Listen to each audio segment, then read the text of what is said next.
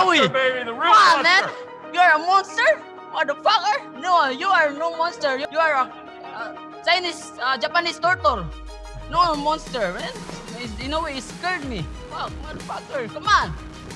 You next. Boom! You just saw John Riel Casimero destroy another opponent. But here's the crazy part. This isn't just any knockout. This is another Japanese fighter falling victim to Casimero's power. That's why they call him the Japanese Killer. Before we go deeper, I need to hear from you. Can Casimero beat Naoya Inoue? Or is the monster too much for him? Drop a yes or no in the comments and let's debate.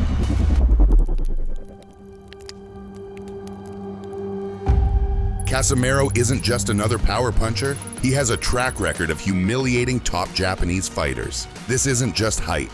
Every time he steps into the ring against a Japanese opponent, something violent happens. He also crushed Amnat Ruen Roeng, a fighter who had previously outboxed some of the best Japanese boxers. When Casimero fights in Japan, he's not there to play games, he's there to make a statement. And this isn't just about power. Casimero is mentally ruthless inside the ring.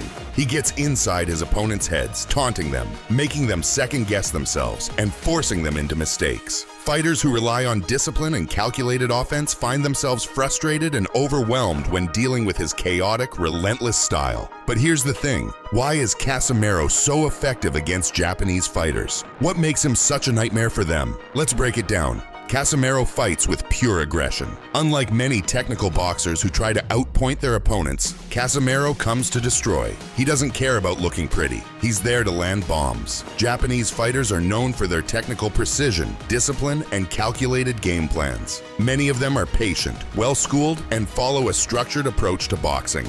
But against someone like Casimero, who is completely unpredictable, that structure often falls apart. Casimero doesn't fight by the textbook.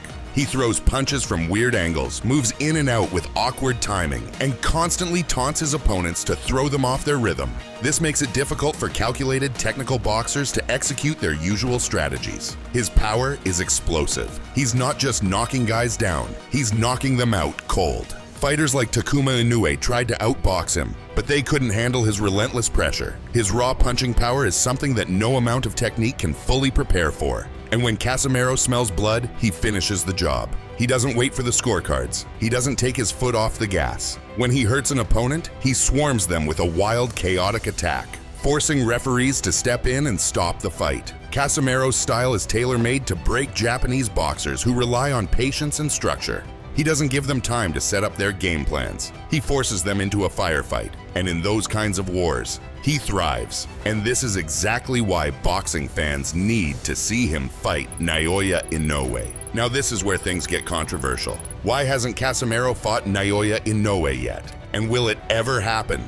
For years, Casimero has called out Naoya Inoue. He's been loud about it. He's disrespected him, mocked him, and said that Inoue is avoiding the fight. Casimero doesn't hold back when talking about Inoue. He's posted videos trash-talking him, mocking his style, and even calling him a scared fighter. Some fans love it, while others think he's being too reckless with his words. But here's the problem. The fight never happens. Some say Casimero's trash talk is the reason. He's too wild, too aggressive, and doesn't play the political game in boxing the way promoters like. Others believe that boxing promoters are protecting Naoya Inoue from this fight. Let's be real. Casimero is a high-risk, low-reward fight for Inoue.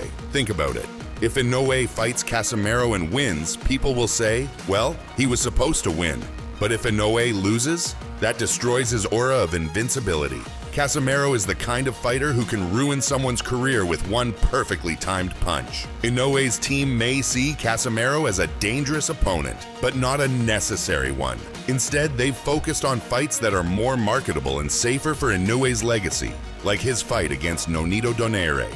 But fans aren't buying the excuses. Boxing needs this fight. It's explosive, personal, and full of bad blood. It's the perfect matchup between chaos and control, power and precision, unpredictability and skill. If this fight ever happens, who would have the edge? Inoue is undeniably great, He's beaten top-tier fighters like Nonito Donaire and Paul Butler, proving himself as one of the best pound-for-pound boxers. His power is real, his technique is flawless, and his ability to set up knockouts is something special. But Casimero is different. He's not a fighter who plays by the usual rules of boxing.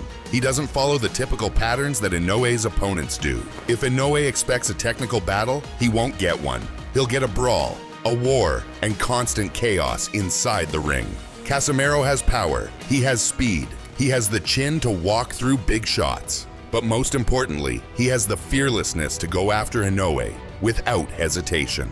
And that's what makes this fight so intriguing. Can Inoue keep his composure and outbox Casimero? Or will Casimero turn it into a street fight and shock the world? One thing's for sure, if this fight ever happens, someone is getting knocked out. Right now, the boxing world is waiting. Casimero keeps calling out Inoue, and fans are demanding the fight. But will it actually happen? If Inoue wants to prove he is truly the king of boxing, he has to take on all challengers. And that includes John Riel Casimero. On the other hand, if Casimero wants to cement his legacy, he needs this fight too. Beating Inoue would make him an instant legend, and one of the most feared knockout artists in the sport. So will the Japanese monster finally face the Japanese killer?